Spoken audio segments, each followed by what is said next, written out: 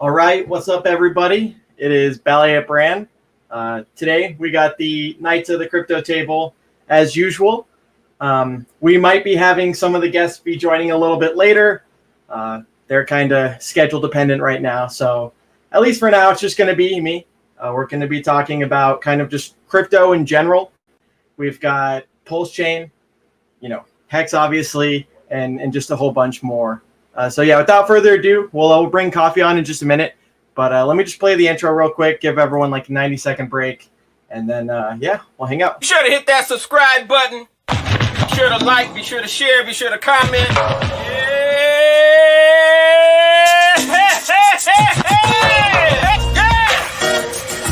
Say hey. Say hey. Say hey. Say hey. Say hey.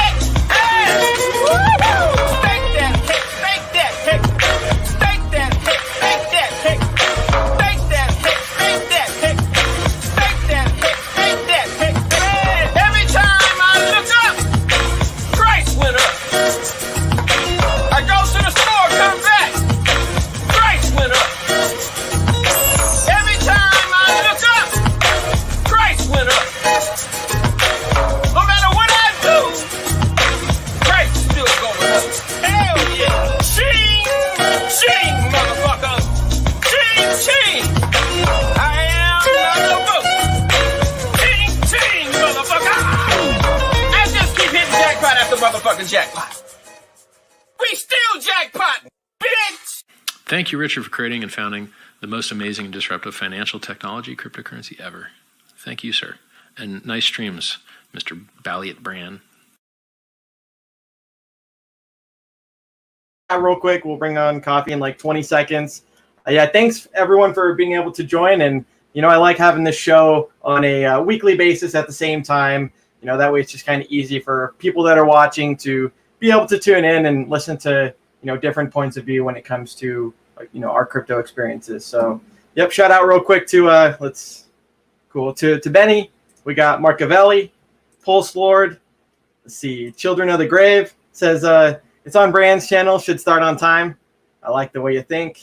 Let's see, Renchi T, Wahoo, and then Alex K, best intro in the business. So, yeah, once again, shout out to Joe Hixotic for helping me out with that intro because he totally let me copy that. So, all right, let's bring on coffee. Hey, what's up, Matt? How we doing? What's going on, guys? Or just you, I guess. Yeah. The other, they said they might be a little bit busier, might be able to make it a little bit later, but had some stuff come up. So. Cool, no problem. Yeah, I think DCC will be here in 5. And Molly might be a little late, but what's going on, everybody? Not much, man. Doing good as always. I mean, the cool thing about kind of being in Hex and whatnot is I've taken a break for the most part when it comes to like staring at the charts and stuff like that. But yeah, it's just been nice to, look at the stuff going on social media. I know with Twitter, I don't even know who it is, but one of the Hexicans in like New York, and I've got the video I can pull up, but one of the Hexicans in New York has like 2 box trucks with like these LCDs. And did you see that going around? That was awesome. Yeah, I love that.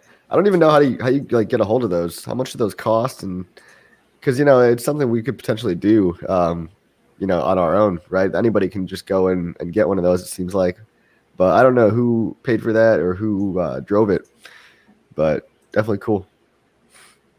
Yeah, there's actually one video if you want we can play. It's so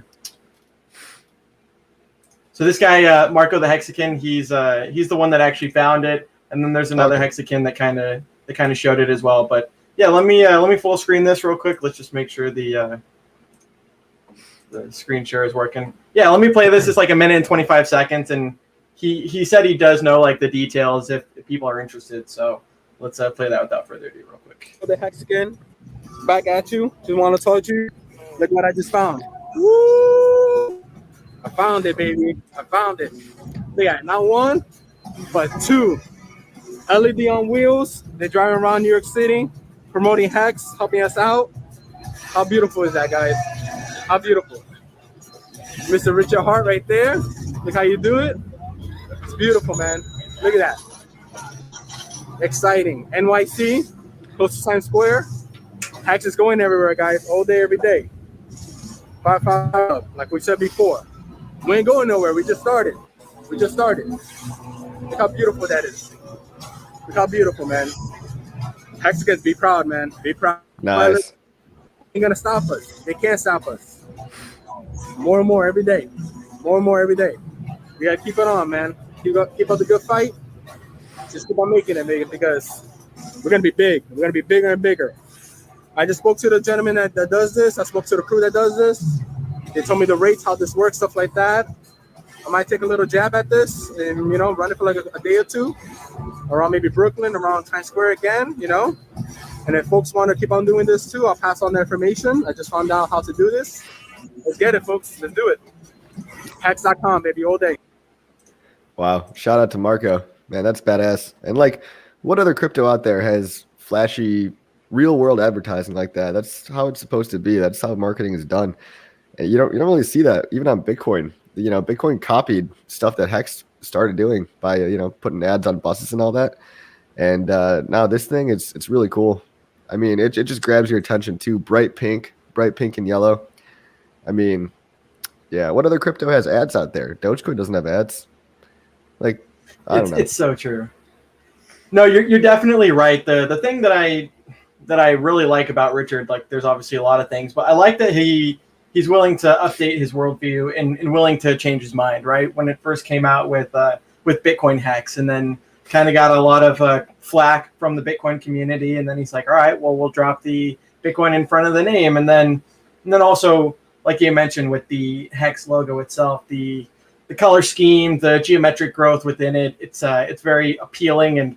And there's another one that maybe we can play later if the other guys come in, but it's the same thing in New York, but a little bit longer of a video, like the first one. And there's a couple people that turn their heads all the way and they're like, "What's that?" And same thing with like the music in the background, the Pink Floyd Money Song. I mean, that's just an absolute fitting and classic song. Yeah, it's awesome. I think the text was like backwards though on that truck. All the text like Hex.com was like mirrored. It's a little hard to read, but they just gotta flip it around.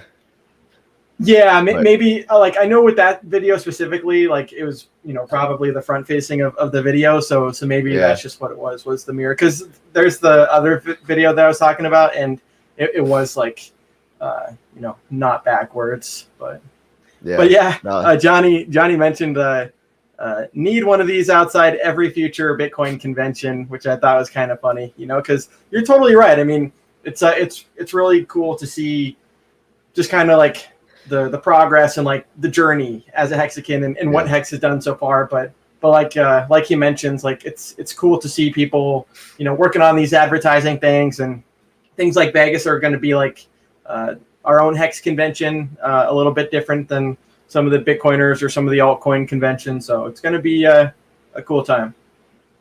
Yeah, man. I mean, when it comes to communities, the Hexicans they figured out marketing. We understand. I feel like all of us understand the importance of marketing and messaging and getting the word out there. And so many of these other crypto people seem to be allergic to it. Like they look at advertising as if it's some bad thing.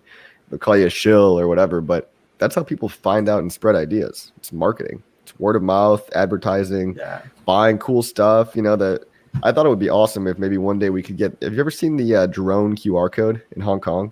They did like a giant QR code. A drone QR code? Yeah. So they had, like, that's cool. I don't know what it was for, but it was like maybe 1,000 drones or whatever, all connected and flashing different lights, and it kind of painted a big QR code in the sky. And I was thinking that'd be pretty badass if we could do that for Pulse or Hex or whatever. But I can't imagine how much money that costs and how much coordination that would take. But it's pretty sweet. No, I mean, to your point about like the QR code, I mean, when it comes to marketing in general, there's obviously different messages that work better for people. But if you see a QR code, you're likely to know like, oh, okay, I see this at the restaurant. Like, let me just tap to scan type deal. And then speaking of marketing real quick, Maddie just got done doing a stream and he also rated this one. So thanks for doing that, man. Appreciate keeping the show going on. But it says, Raid, let's all make a 30-second Twitter video saying how Hex helped us and win T-shirts. Not worth $1,000 Hex challenge. I think he said like the challenge was going to have like five winners, something like that. So yeah, shout out to him. I mean, I think it's really cool to hear people tell their stories again. I know there's been a handful of things like that with like Johnny Chaos kind of setting up the Coinbase thing, like add Hex to Coinbase thing. There was a lot of testimonials, but just in general, testimonials are like one of the best forms of marketing or kind of like referral, right? Because you actually hear it from the horse's mouth and you hear their experiences and that they're genuine, So it puts a lot of the like initial slander about bots or whatever to shame, Yeah, it humanizes the whole thing, and testimonials are some of the most powerful because if you're on the fence or you're skeptical, you could see all the people's lives changing. I mean, I add testimonials like every couple of weeks to hex.com, and it's they're always coming in, and I always see ones on Twitter that we didn't really even capture because there's just too many that I can't possibly grab all of them. But yeah, I think that coordinated raid 30-second Twitter campaign would be great because we can kind of hashtag them all and look them up that way. But you'll always see these one-off little testimonials and be like, oh, that's awesome, and getting them all in one place I think would be great.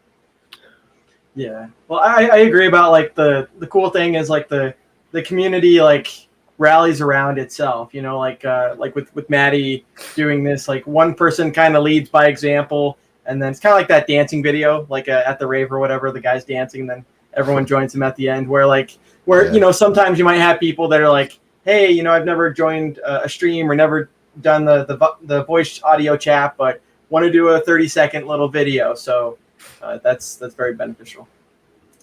For sure. So man, how's it going? How's it going, everybody in chat? Mass Brofect, Hex Monkey, Pulse Lord, nice name. Scarnface, Timothy Benjamin, Marcavelli, got the gangs all here. Man, crazy week, huh? Not for the price, but just Richard Hart live streams, fucking Rolexes, watches. I don't know how I feel about that approach. I mean, it might work.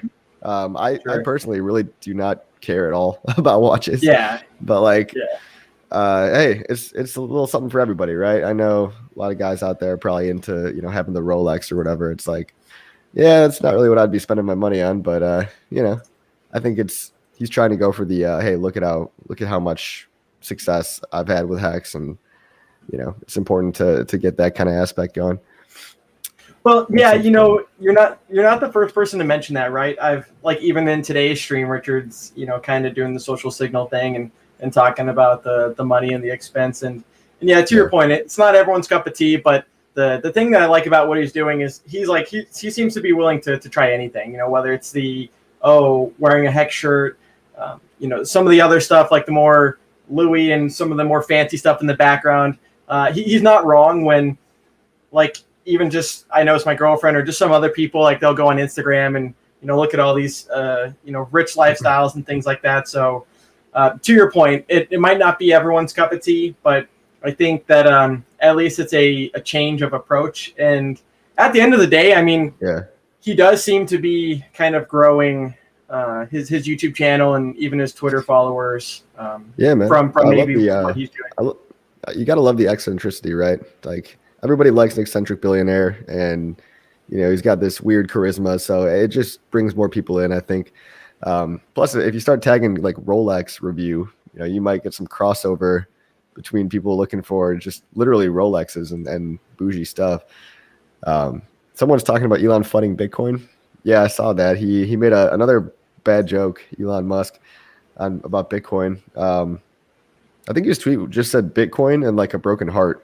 So I don't know what's going on with Elon Musk, but he's just playing around with Bitcoin. And I really do think it's, I don't know, things aren't looking great for Bitcoin, in my opinion. Like we could go into maybe a multi-month mini bear or a couple of year bear market. I have no idea, but I really don't see Bitcoin blasting past all-time highs anytime soon. Not because of Elon, but he's certainly not helping, Yeah, I don't get what his whole take is. Like, he's talking about how he met with the miners and he's gonna figure out. I think he's just kind of crafting a narrative almost of like, you know, first of all, letting everybody know that Bitcoin does actually use electricity, and so people can get all mad about that because a lot of people are probably finding out about that for the first time, saying, "Oh, Bitcoin wastes electricity. Oh, that's terrible." And then he's coming in with like a proposed solution that's not really a solution, right? Because it's like, yeah, we already know mining uses a lot of renewables and stuff, but he's like, yeah, don't worry, guys. I met with the North American Bitcoin miners, and it's like 7% of all miners, right? So it's like not really much of them. Everyone knows that most of it's done in China, and most of it's like coal burning and terrible for the environment. But Elon's going to save the day over in America. So I don't know. I guess he's maybe crafting that narrative, and they're also. I heard something about how there's a bunch of ASICs being shipped from China to the U.S. as part of a new green initiative, right? So maybe maybe Elon's in on like the whole, get the mining into America type thing, or into North America, and more of as like a political play or something like that. Like, I have no idea what's going on, but I mean, what I love about Hex is that we don't have to really care. Like, we're just kind of doing our own thing, and we're trying to do it the right way. So it's I love being in Hex and Pulse. It's like I don't have to worry about Bitcoin or Elon Musk shit talking my bags. And then you see all the maxis on Twitter that are so triggered. Like, they used to love Elon. They loved Elon 3 months ago. They loved him. He's the coolest guy because he bought Bitcoin. And now he's their worst enemy, and everyone's just so emotional about it. So it's kind of funny. But when you're in something like Hex and you're not overly leveraged on Bitcoin, I guess, then you don't have to wake up every day in fear, Well, yeah, you're definitely right that he is kind of playing with like the Bitcoin maxi emotion and narrative and whatnot. And if there's anything that I've ever noticed about him, just throughout the observations I've had, he's very like trolly, And yeah, I mean, I definitely think to your point, like whatever it is, I like that I don't have to worry about the narratives, because I remember in 2017, I actually heard Toby mention a very similar story last night in the audio chat, but I was in Litecoin. That was like one of my major holdings. And anyways, when Charlie Lee had like sold off and sold the top, I'd like tried to convince myself, and like so did the community, right, that like the narrative, like, oh, maybe conflict of interest, and he's not actually kind of leaving the project. And the long story short is, yeah, I like not having to worry about those narratives or, news that can change things in a flash. Like, it's just cool to be in something like Hex that's just completely decorrelated. I mean, you see when Bitcoin took its haircut from 65,000 to 3,000, or to 30,000 something, like Hex still retained its pump from like a 5x. Yeah, well, I mean, it's not completely decorrelated, right? It definitely has a correlation. Yeah, that's true. All cryptos are correlated, but it just might be a little bit less correlated than, Bitcoin, Ethereum, and, the chain links and Polkadots of the world, like all the popular stuff that's like very mainstream, I guess. I would say that's probably a little bit more highly correlated, but I mean, let's not beat around the bush. Like, if crypto dumps, I mean, people are going to dump their Hex. The difference is you've got a staker class in Hex that holds up the price, right? So the traders are going to trade. Traders are going to panic. They're going to dump. Their paper little hands are going to fall out from under them. The first sign of fear. But in no other coin that I know of do you have such a large percentage of the coins actually staked by loyal, believers that voted with their money that are staked for an average of 5 years, which means most people are laddered from 6 months anywhere to 15 years, and you really just don't have that in other coins. Yeah, sure, you have staking coins, right? But you don't have penalties, and the whole penalty aspect, right? That's the real differentiator. So it's dump resistant. I don't know if it's completely decorrelated, but it is like lower correlated, probably. I think Gerardo figured out it was like a 0.73 correlation or something with Bitcoin, Hex to Bitcoin. So that's pretty high, right? 0.7 is high, but it's not as high as I think a lot of the other ones, right? So that's always a weird narrative, right? It's like it's not necessarily decorrelated, but it does seem to be up on a lot of days when crypto's down, and it seems to be down on a lot of days when crypto's up. So it just kind of seems to move in its own way a little bit. Yeah, I think you're definitely right that even like a lot of projects in like the top 100, they might be proof of stake and stuff like that. But like you mentioned, the Hex is like it's a hard lock, and so yeah, that definitely helps with being more dump resistant when you have the average of like 5.67 years, something like that. So that's a very good point, that it's not completely decorrelated per se, but at least a little bit less when the other ones dump. Johnny Chaos, for his next trick, why doesn't he dig out the Challenge and retrofit it with SpaceX tech? The Challenger? What? What's that? I don't know what that means. Let's see. What's up, DC? How you doing? Damn, bro, it didn't even let me set up for like 2 seconds. I just jumped in the green. What? What? Hey, if you're not ready, my bad. I mean, hey, you're supposed to come in here if you're ready, bro. Brand's like, huh, fuck. Brand's got his finger on the mouse, ready to click. Yeah, what's going on, you guys? Just chilling, man. For real, man. Shit, fashionably late like always, but here I am. Classic. I wouldn't expect anything less. Thanks. Oh my god. You know, I thought about posting a chart today, and I was just gonna say the price is gonna go up, but then it might actually go down. You know, I thought. Dude, that's all these guys do on the. Dude, no one gives a fucking answer. No one gives a fucking answer. Not even on fundamentals, on price. Nobody wants to look stupid. Yeah, and I don't mind that at all. Like, yeah, so it's so easy to say, oh, breakout imminent, right? Either to the upside or the downside, but something's gonna happen here. It's like, okay, cool. That took you nothing. that costed you nothing to say. Right. Yeah. I mean, it's the whole game is just being right all the time. That's the whole game for these guys. Like the more time they can be, either it's usually on YouTube really than Twitter, but like, well, I guess Twitter too, I guess, but like it's mostly it's this whole thing of just like, you see, I was never wrong, so you should follow. But they are so often like Hexologist is great at just screenshotting, shield here, then dump immediately after. It's like it's embarrassing for these guys, man, and they're getting called out, and then they go and delete their tweets. It's right. Who was the latest one? It was who just got like. The Wolf of Wall Street. Yeah. Fucking these guys, man, slimy. It's what was he shilling though? Like, there was a lot. There was like 30 deleted tweets from the post I saw. Yeah, Jesus. I mean, there's what was it? I think I mentioned one. I got rugged on one project and stuff. Basically, even me, like, it was called Grow. Grow, yeah. It literally, like, when I bought it and stuff, then literally like 2 days later, fucking Richard's talking about it. I was like, god damn it. It's on Richard's infamous list of fuck ups, basically. Yeah, that's where you don't want to end up. I went 2 back-to-back, bro. 2 back-to-back, bro. It was bad, dude. Oh my god. I don't think I've ever. Go ahead. What was the other one? RGT, which I fucking do believe in. I like that project a lot. I still hold it. Yeah, it's Rari Capital. It's a bunch of these young kids and shit are developing on DeFi and stuff, and they're essentially trying to make like a better version of like basically like Wi-Fi or yield or Yearn finance and stuff. I actually really do like it. These guys are actually working really hard. Like, dude, I'm in the Discord and shit. These guys are fucking out here working. They're working. They got hacked by this by essentially through the Binance smart chain through Venus protocol by making essentially a fake token. So they used a fake token.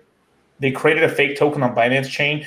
They essentially made fake value on it by wash trading it to trick the machines, I guess, over there on Binance chain that it was worth something. They borrowed money on it, somehow deposited funds, withdrew funds, other funds, and then essentially the project just rugged on the other side. So it's like the Venus. I think Alpha Finance it was actually Alpha Finance's fault, but they blamed it on RGT like right off the bat, which is pretty fucked. Yeah, dude. Yeah, you mentioned it's on like Binance Smart Chain, dude. Like every there seems to be like quite the correlation. That, like a lot of they test it because I this is the same thing I saw with yams, and the same thing I saw with the well, I don't want to say what yams. That was like the original rug, dude.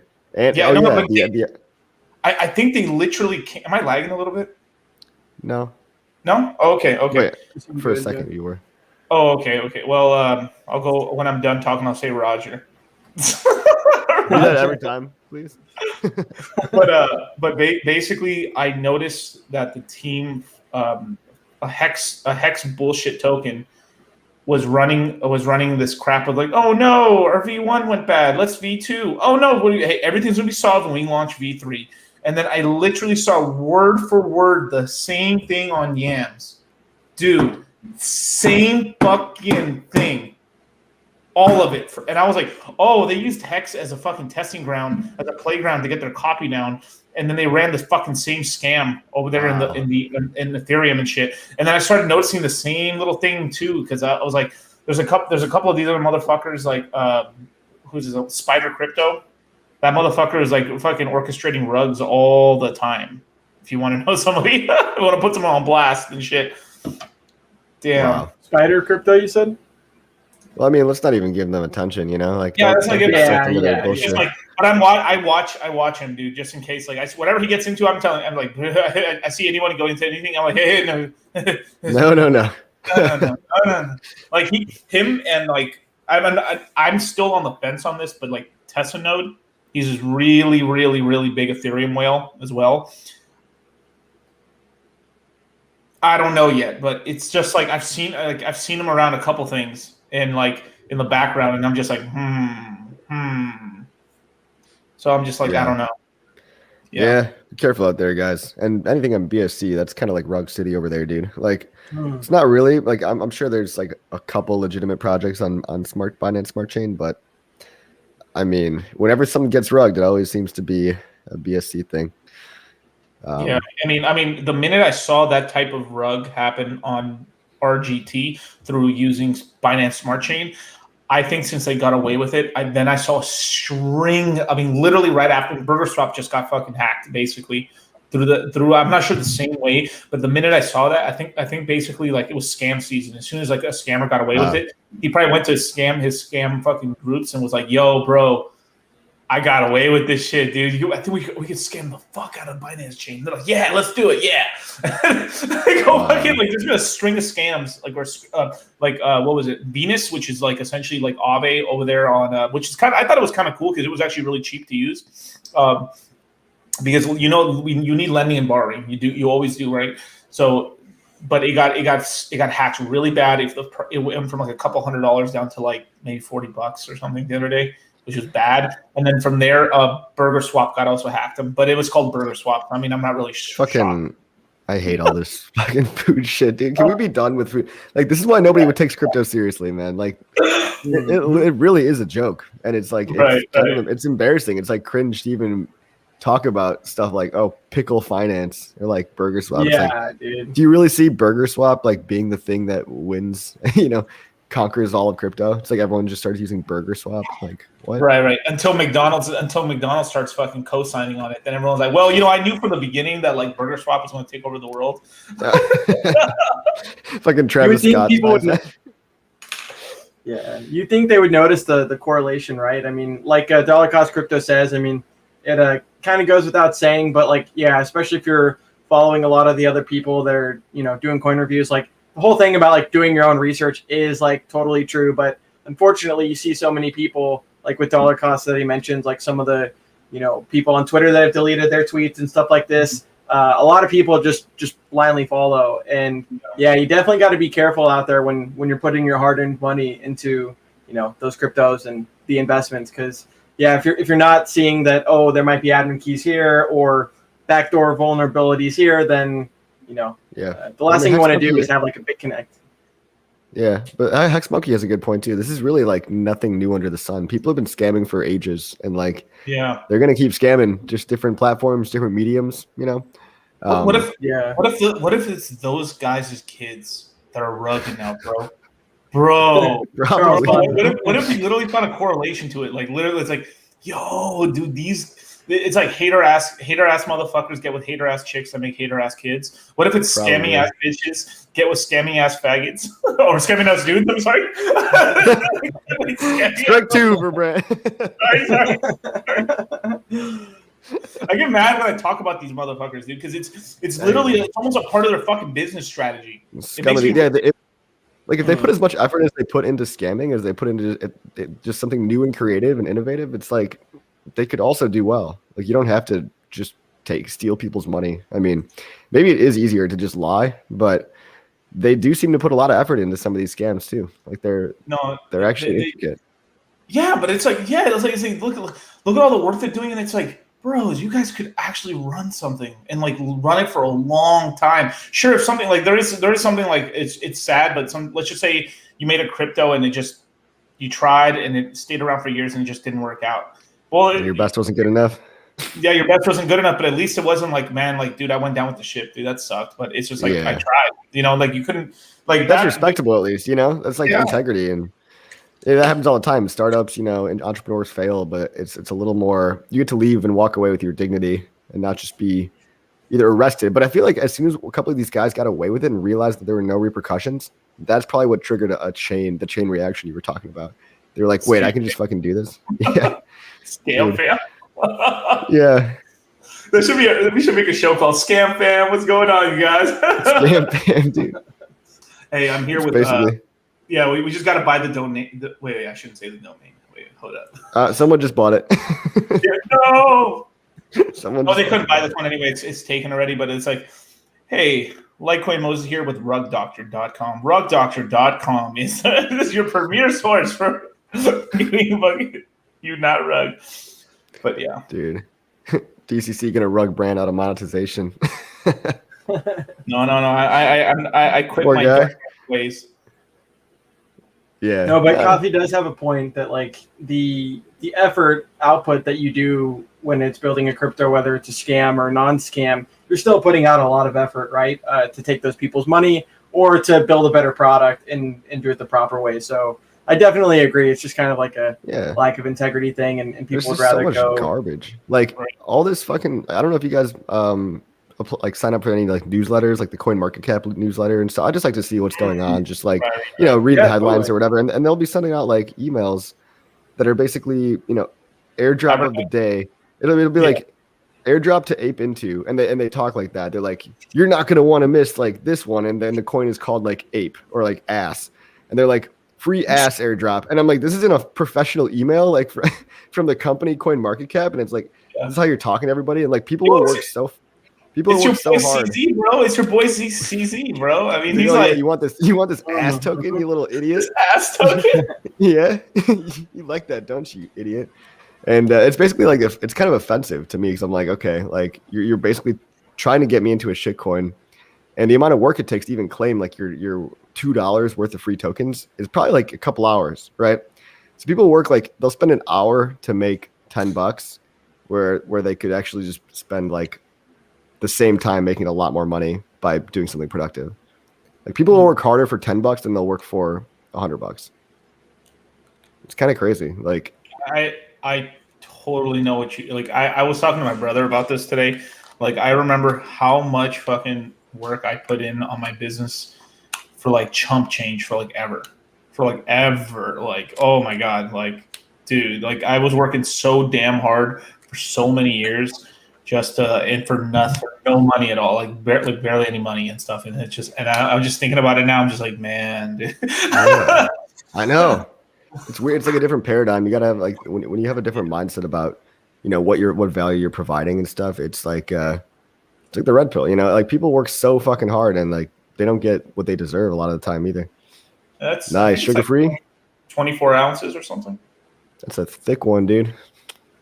Like my Pikachu. Oh yeah, I did sell my thick Pikachu.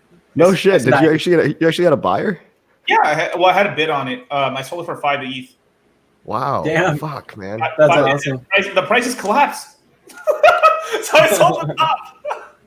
Wait, how long ago was this? About a month ago, probably. Yeah. Okay, so you got out. You got out at the right time. Yeah, I got it there in time. I was holding. It's because I originally bought it for half an Ethereum, and then I honestly didn't even want to sell it. But I was just like, I got really deep into the EIP's 1559 in my head, and I was like, God damn it, I'm gonna have to sell this. Dude, the 10x on that is good, bro. That's nice. Yeah, I mean, but I got paid like I probably shouldn't say how. Yeah, but in multiple chunks. Let's just say that. Yeah. Yeah, I mean, fucking NFTs. I haven't even checked on the prices lately, but I'm sure they're dead, destroyed.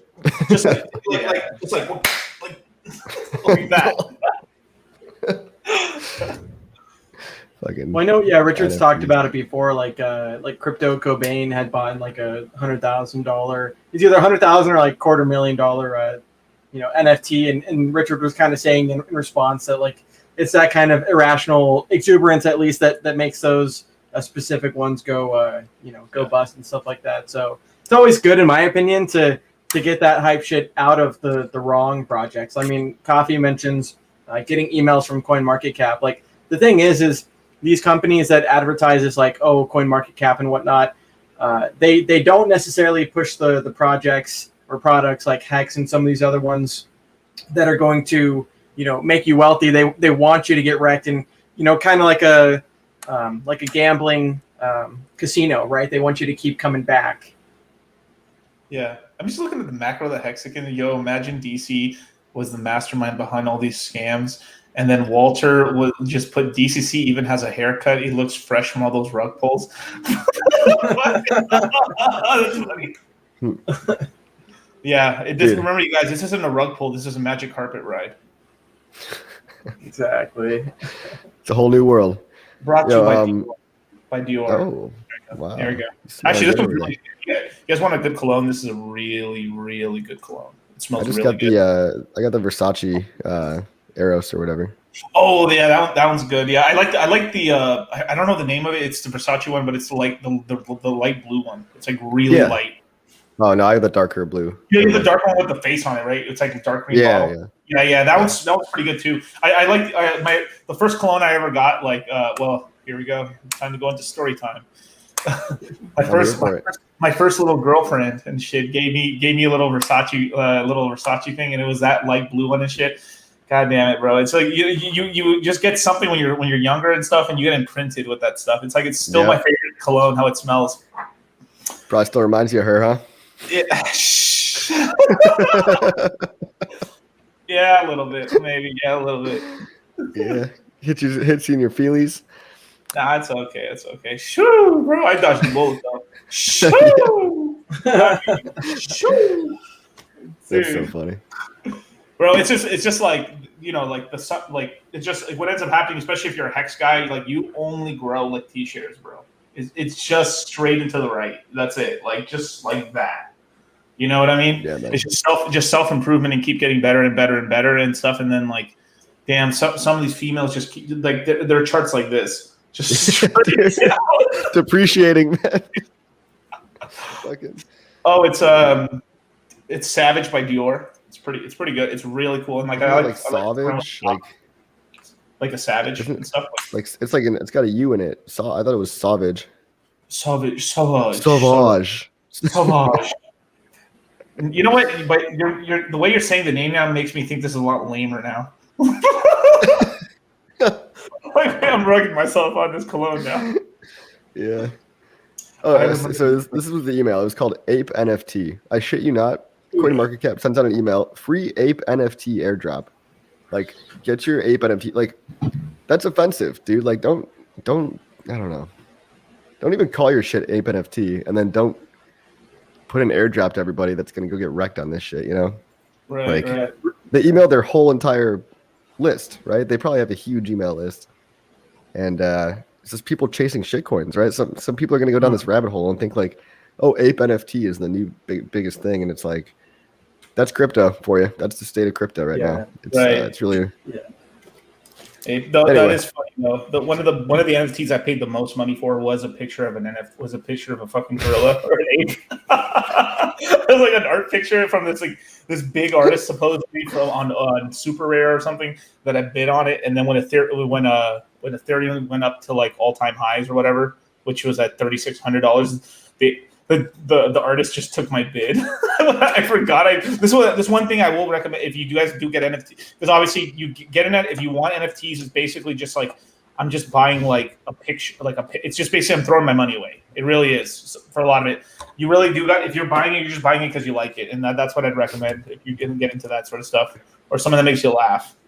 But like, yeah, like the fake Pikachu is hilarious, but like I wouldn't pay more than a couple bucks for it. You know what I mean? All right, but when I start getting back into rug pulls and stuff, right? When I start getting back into rug pulls and stuff, bro, it's going to be Solana season out here. And bro. Hey, speaking of Solana, speaking of Solana, I know Richard in his stream today, he was talking. Obviously, the sacrifice phase, is still being worked on. But Richard had mentioned that they're getting like the code base for Solana for people to be able to. Yeah, that's good. I got some good bags of Solana, and then the other one one that's people don't talk enough about. Here's some. I mean, if you guys want a shitcoin, because this is the one thing I got my pet peeve with the whole like Pulse ecosystem is the Hexicans who are not used to shitcoining are going to be shitcoining now, and I feel like y'all are woefully unprepared for the shitcoinery and the ruggery that's probably going to happen.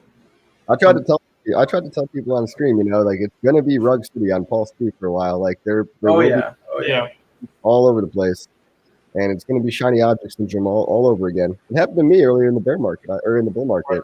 I got shiny object syndrome. I bought it. I went into one or two things that did terribly, and then I just been crawling with the Hex. I was like, take me back, please. You got to take a couple of rugs in order to like get a couple of those big wins. So it was like karma. It was some karma. Like I was like, I know I'm about to make a lot of money right now because I got rugged twice back to back, bro. So like I'm gonna win on this. Whatever happens, bro. Next season's gonna be good. It's gonna be a good couple of months. They call that gambler's fallacy right there. Yeah, but I mean, that was honestly the first. I think that's the first time I've had. They didn't go to zero or anything. They just went down a lot, like 80% or whatever. But that's probably like the two worst investments I've probably done recent, like honestly in a long fucking time, which is not bad.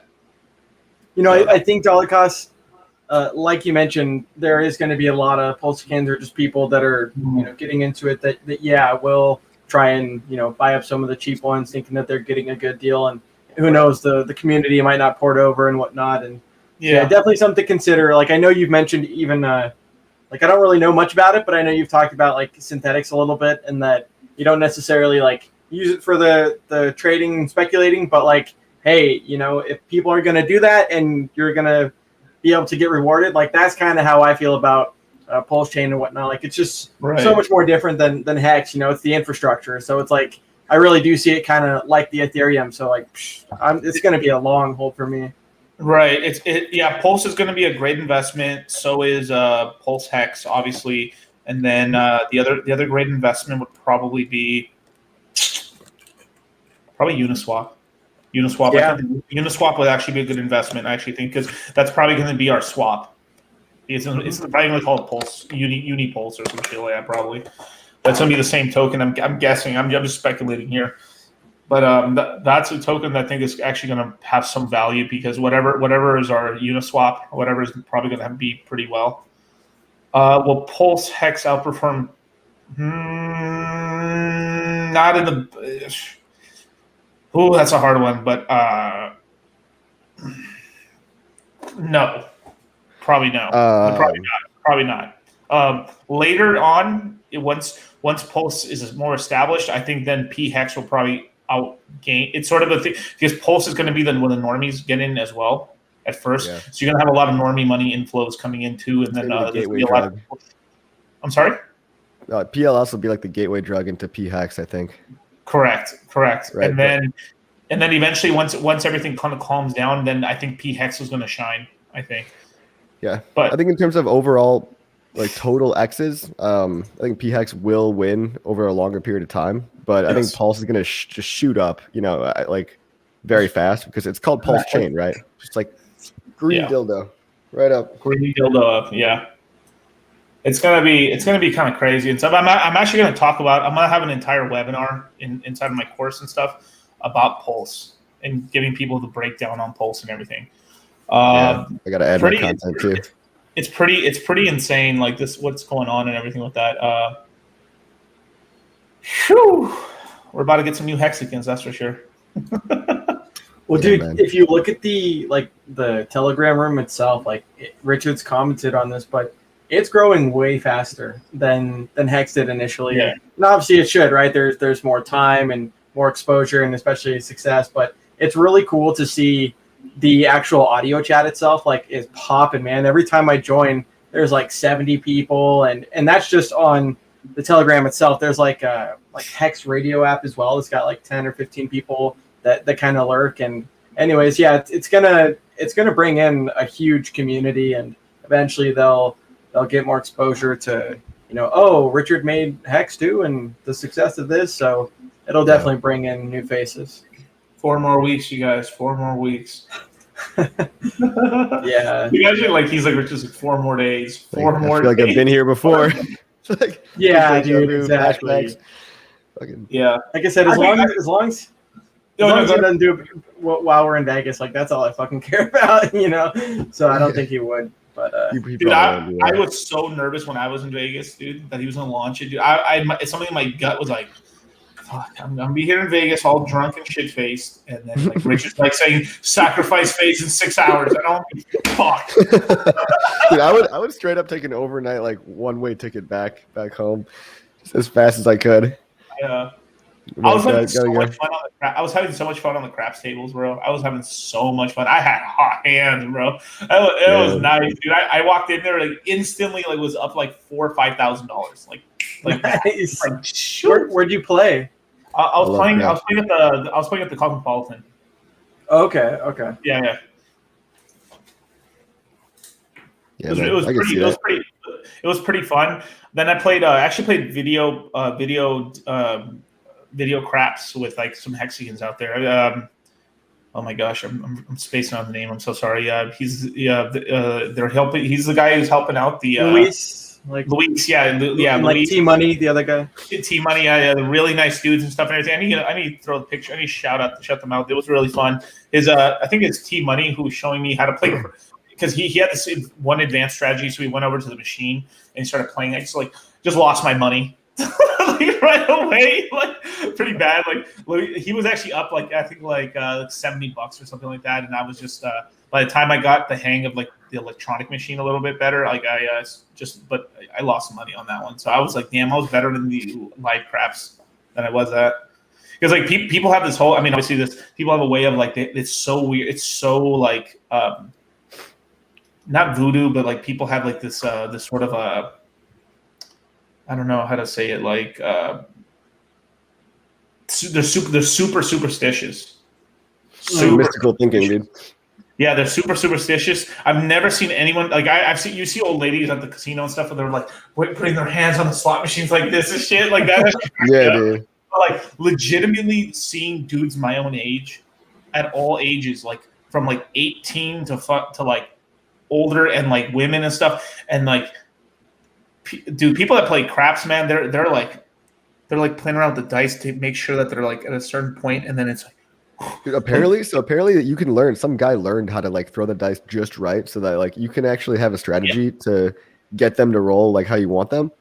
And this guy apparently spent 10,000 hours just throwing dice at a fucking at a board, practice board, and he was known as and it's called you can learn it, right? You can learn it, but it's just takes so much of your life. And this guy made it his whole life and basically wrote a book about it. And they wouldn't let him into casinos and stuff. They knew when he was coming. They were like, "Oh fuck, watch out." Yeah, he was gonna rinse him. Yeah, he just set up a business. I heard about him and stuff and everything. He's pretty cool. Yeah, the thing is the casinos don't believe. They say they don't believe it, but I think it's just more the thing. It's really really hard to learn. It's hard. I think it's harder to learn than actually card counting. So it's a sort of thing where it's more physical. So it's one, you have to have a certain you have to practice it so much and shit, where with card counting your mind could already be good at that sort of thing, and just a little practice you got it, because it's based in math. it's more linear, where this has a lot more variables too, and then a lot of casinos as well, like the mat where they make it bounce, they made it bouncier.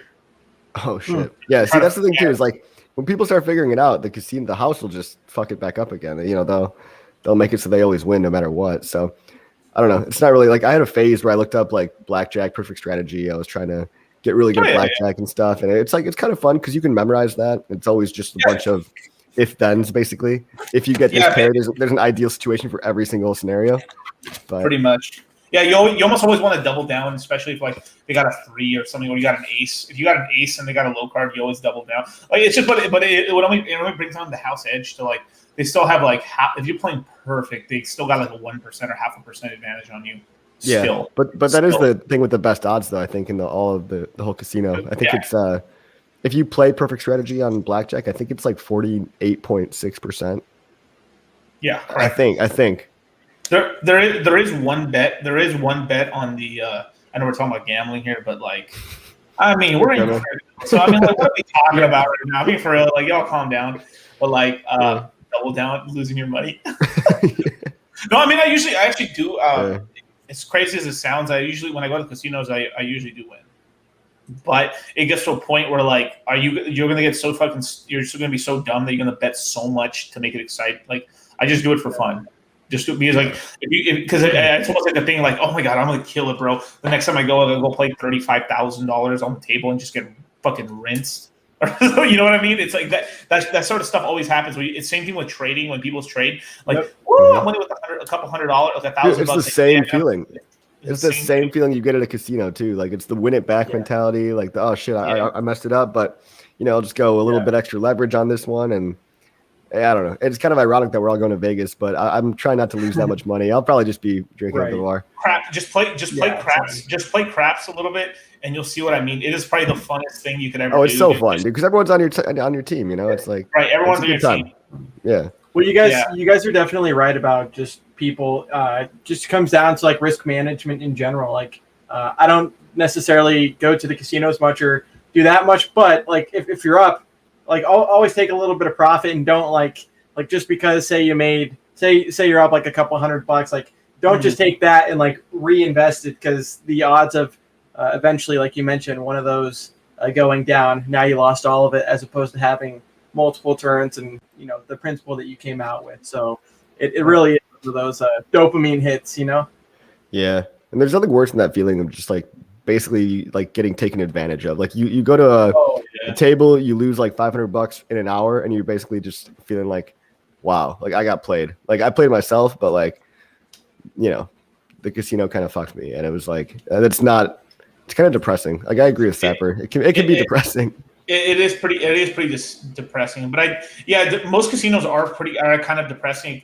But okay, here we go. Talking about that's why you got to be drunk. Yeah, you gotta be drunk. I mean, I will say that though, man. I was getting the best. I mean, but I was playing a lot on the craps table. I was playing like, I usually had like $1,000 on the table when I was playing craps and stuff. So it was pretty fun. No, that's at the most I had 1,000, but usually it was like $500 when I play. Is that like the main place?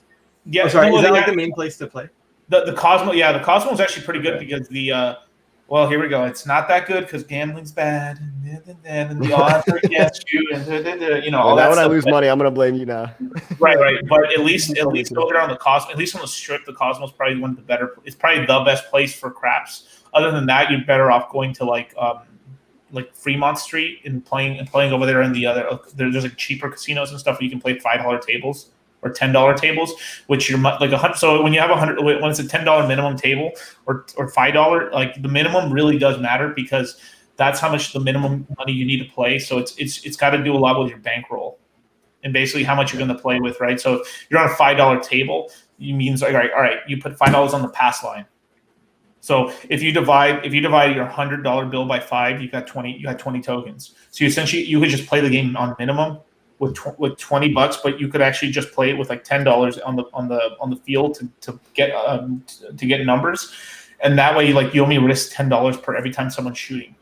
Yeah, and that's money management. That's like how you should ideally trade too. But then nobody fucking follows their own rules. Yeah. But that's how I win though. But then here's how the bigger casinos on the strip get you is that they make, especially at the higher end casinos, they make, there's no $10 table. There's only $25 tables. So what ends up happening is you end up getting into $50 minimum bets because it's like, all right, let me put on the pass line. Cool. Which is the bet. Actually, the pass line is actually the best bet in the casino because it's 50-50 odds. The casino that has no edge on you. The rest of it, they have an edge on you. But it's that whole. Let's see. I just blow on my dice and let God take the steering wheel.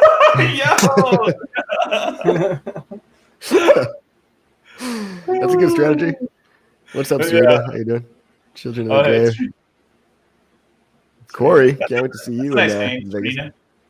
That's a good. I'm looking forward to hanging out with him. Oh hell yeah! No longer need the gamble. Yeah, for sure. Yeah. Now that we got crypto money, cryptocurrencies. That's enough gambling for me.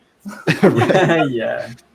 Yeah, it's kind of like not though, because I feel like crypto's inevitable, right? Either way, you just got to pick the right ones, and that's really the gamble. But it's not a gamble if you have information. Like if you have more knowledge than other people, dude, like that's what I feel like we all kind of figured out Hex. Like a lot of people aren't going to get it, and they're only going to get like 1,000x instead of a 1,000,000x. You know what I mean? It's like okay, but I mean it's okay. It's just not life changing. Like. It's all about odds. It's all about odds, right? So like imagine you're playing a game where I think in crypto a lot of time, like I actually use like it's kind of bad, right? But I use because I used to be very, very, very, very conservative when I used to invest, right? So it actually was a crutch for me where I wasn't risking enough and I wasn't taking enough bets or like not bets, but like investments, and I wasn't investing more into an investment. So I actually used gambling a little bit to get me more comfortable with actually like not just losing money, but actually putting money on the table, which is like the same thing as like putting money on the line in cryptocurrencies. Right. And then if you look at the casino, like the casino, it just makes you think like, okay, if I'm learning a little bit like this, right, then in the crypto game, you actually have more of an advantage than in any other place. Like the house, that it's kind of a weird game where like you're almost you're playing against the house and you're also playing against the players. And the players in the rest of the game most of them are pretty fucking bad. So it's almost like you're playing like not blackjack. It's almost like you're playing Texas Hold'em, and you're really just taking a bunch of other people's money who are impatient or just dumb, or or it's more of a longer term thing where like that's the thing. That's one of the reasons why there's also so much money in cryptos is because so many people think it's a short term flip instead of like a long term investment. Because because people don't have the confidence to invest like a long term. So if you just make these long term investments, you win, right? Bitcoin win, ETH win, Hex win, right? Like, yeah, that's why I hear people laughing too. If like, oh my God, you staked that for 10 years? Like, what are you thinking? It's like, yeah, no, I believe in this for 10 years. Like, that's 15. How you really win. 15, yeah, 15. I mean, I just remember, people were like mind blown and like thinking it was a scam because people were locking so long. It's like, no, that's like that's it working. That is literally the system working better than it was even intended to. Like in the models, they only modeled out like, I think like a 3-year average stake length, right? So I think like now the average is 5. So we're ahead of schedule basically. Oh, that's a good vote of confidence. Yeah. How do you guys feel like it's going to shake out? So, okay, this is sort of a dangerous question, but I mean, basically, all right. So, with Hex and Pulse Hex, the devil, Hex and Pulse Hex, obviously, value is going to accrue to one at some time. Personally, I think it's more of a teeter-totter. I think it's to be more of a teeter-totter at first because I think when Pulse launches, I think more of the interest and the value is going to end up going to the Pulse side at first because it's the new shiny girlfriend, right? And eventually, once the old shiny girlfriend gets played out, we'll come crawling back to the misses on the ETH side, personally. But then it could flip back. It could flip back to the Pulse. I don't know. Yeah, I don't know. I mean, we probably go Pulse. I really think there's a good chance that Pulse Hex just ends up being the Hex in like 10 years. Like, right. I don't know. It's kind of confusing to have two. I don't love that we have two, but I love that we're all going to make a lot of money probably. Like, it's confusing though. Like, and I think one of them will probably win. It just might take, maybe a decade to play out fully. Right. It's a sort of thing where like, let's see, investing in the 8-year thing. People think lottery allowance. Yeah. Wait, what? People think that lottery win is not a long-term life-changing one. Gotcha. Yeah, they think of just short-term, like I got to get mine because money, it's not going to be there for that long, and all that stuff. Yeah, well, I think this cycle was different from the rest of the cycles because I mean, really, like last cycle, what really launched that stayed around? Just Ethereum. I mean, well, Ethereum. Well, not really, but it got popular in the last cycle. And what else launched? Cardano. Tron. Kind of. Tron was like a big thing. Yeah, but like basically almost nothing stayed around other than Binance token, right? This time, most of the projects that got created this time, I think most of them will stay around for one more cycle. I think the next cycle, in the next bear market cycle, is when a lot of projects actually will die and stuff and everything like that. But it's kind of crazy. It is kind of crazy and stuff because the risk. I mean, if you take the mentality of a buy and hold stock investor, which those guys, some of those dudes got diamond hands, like really got diamond hands. But man, dude, it's terrible. That's one of the reasons why I can buy and hold a lot of like cryptos for a long time is because I was indoctrinated where like, hey, buy the S&P 500 ETF, Vanguard, this and stuff, and get that 8.7%, not even APY, or like just return on your investment for 40 years. And if you hold all your money in this ETF for 40 years, you'll retire a millionaire. And then and the way I crushed them all the time, eventually, once I really learned about inflation, I was like, all right, then what's my dollar going to be worth at that time?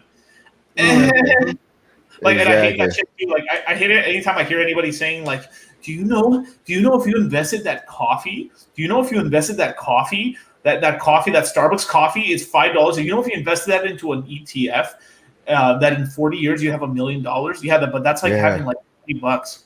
There's just so much misconceptions about saving, dude. Like, there's an app called Guac that's like, oh, you could save your change. Like, let's say you pay like $10.60 for something. You could take that other 40 cents and, you could save it. And like, basically you're just like squirreling away, pocket change. It's like, that's, right. I mean, it sounds good, right? Like, sure, maybe it helps some people get in the saving mindset, but you're never going to get rich saving your pocket change.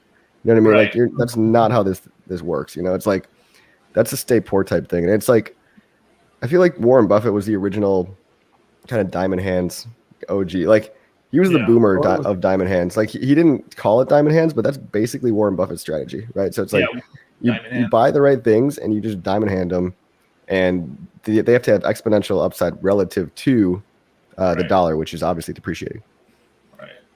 I mean, I personally think I bought pretty much the best assets this entire cycle. Like, I really, really do. Like, I got Hex, I got Celsius, even though I know people don't like that. And I got Solana and Serum and what else did I buy? Ethereum, Kusama, Dot. Yeah, sorry, I've got a lot of coins. I'm a whore. I know. Sorry, when I look at my coins, I'm like, bro, I'm not mad at any of these, dude. These are all fucking dope, dude. Yeah. And like beforehand, all I had like back in the day was like I was only confident in, okay, I have some Bitcoin, I got some Litecoin, I got some Ethereum, and then like I was like, what else do I buy? I literally couldn't think of even Binance token to me back in the day seemed like fucking like I was like because especially back in the day I thought the government was really gonna shut Binance down. I really did because like I was like, he would just be playing catch me if you can basically. Now he's just like But I think now he's kind of going back and kind of like formalizing his relationship with China and all that too. Like, oh yeah, dude, he hedged his bets too. Do you know he owns a pretty big part of FTX exchange as well, which is Sam Friedman's exchange. Yeah, which is Blockfolio too. Right, and guess what? Blockfolio's entire interest payments and stuff is all run by Celsius. Dude, that's fucking cool. That is really cool. I mean, that is yeah. There was a pretty big like Blockfolio announcement of the Pulse Chain fork, which was pretty cool too. Oh yeah, Richard put up a Pulse Chain thing. Yeah. Dude, nice to see a new logo. My portfolio is not that large. I've got like 4 assets, so it'll be nice to have another little shiny logo in there. Yeah, but those don't let coffee fool you. Those bags are thick. They're thicker than Pikachu, bro. They're thicker than Pikachu, bro. In the future though, let me I'm not gonna let Crypto Talkie talk on this because he's gonna play it down right here. But like in the future, and the future is not far away. It's like 2-3 years from now. Like Crypto Coffee just got to go steak wrap like this, and he picks up all the hoochies off the street like that, bro. Like that. Brand two. In a couple years is gonna be like, man, girlfriend, who? Which one? So many. I can't remember her name. Wait, what's this one called? Monica. All right, cool. No, yeah, dollar cost. I agree, man. I look at even just like the gains I've had with Hex, like compared to any other crypto. Obviously, it's been a shit ton. And anyways, I think about just the current bag that I have now, and it's like, man, just seeing if we see like another thing like we did with Hex, 1000x, whatever. Like, there's gonna be a lot of billionaires, man. A lot of billionaires. I know, right? And even if the dollar like loses value, because because they either have to like in order to like stop all the debt we have, either we got to inflate it away or we just gotta like conquer another country and then completely take them out from the world stage. Which I think that's just gonna happen. I mean, like basically this next economic crash, either the euro or the what's the Chinese currency called? The yuan. Yuan or yen? Why do I have such a hard time I have such a hard time remembering the name of it, dude. Like I don't know why. The yuan. It's the yuan. Or I think it's the yuan, but like maybe I'm probably butchering that. I'm gonna call it the yuan. The yuan, right? So like the yuan. Either the yuan or the euro. The euro has to fail, right? One of those two. It's almost like a trifecta. Like it's economic warfare, man. It's literally like these three superpowers are kind of, and like I think the U.S. and EU have a little bit better relationship, obviously, but I think what's happening is we don't really have formal like wars like we did a couple like decades ago, but it's all economic now, and we try to go in and infiltrate. Like I read this book called Confessions of an Economic Hitman. It was basically just like a story of this guy that he's a consultant, and he would basically sell projects to like third world countries and essentially enslave them in debt to the US dollar. And that's kind of how the US like covertly became a world superpower, because now everybody's on the dollar. They all are indebted, and they're all on the dollar system, and like they'll never pay that debt back. So it's like China's like another, giving us run for our money, I guess. Do you want to know? Do you want to know how my family immigrated over here to the United States? Which is pretty crazy. Yeah, which is pretty crazy. Yeah. Like actually, it's pretty cool. Like my dad actually met Ronald Reagan and got his like shit. Yeah, he got it. He has, my dad has a picture somewhere, but he has like a thing with Ronald Reagan, and he got his like citizenship and everything from Ronald Reagan. So my dad's like a big old Republican. He's a big old Ronald Reagan guy. So all right, cool. That's cool. All right, but well, anyway, what was I gonna say? Fuck. Oh yes. Yeah. So the reason we emigrated over here was because one thing the United States did was they did a bunch of fucked up shit in Mexico, right? But on top of that, one of the things that they did is they subsidized corn, I think in the early 70s, and they essentially crashed like the worldwide like corn prices around the world. Like basically made like because like a lot of my family were actually like corn farmers and stuff, because the land we had over there in Mexico, we made a lot of maize or like corn and stuff, and basically like made it not worthless, but basically like they went from like doing pretty well to like poor, wow. Like poor, and almost everyone in Mexico became even poorer. Like it was pretty bad. And we went from like buying land, doing all that stuff to just basically just living off the land. Even though my family was very happy in Mexico, but it just basically got to the point where like, fuck this, and like you should see it. Like it was pretty amazing back then, because in the ranchos that we were from, I can't say it in Spanish. It sounds so terrible in English saying that word in Spanish. Ranchos. The ranchos out there in Mexico and stuff were so filled with people, and now there's like 2 families living out there. 2 families out of hundreds that used to live out there. It was insane. Like it was my parents would tell me how wonderful it was back in the day, and just it's a ghost town. Like basically anyone who could get out, if they couldn't get to the United States, they went into the towns. and stuff. And then from there, the big cities, and then even the small pueblos are just dying and stuff, which is insane.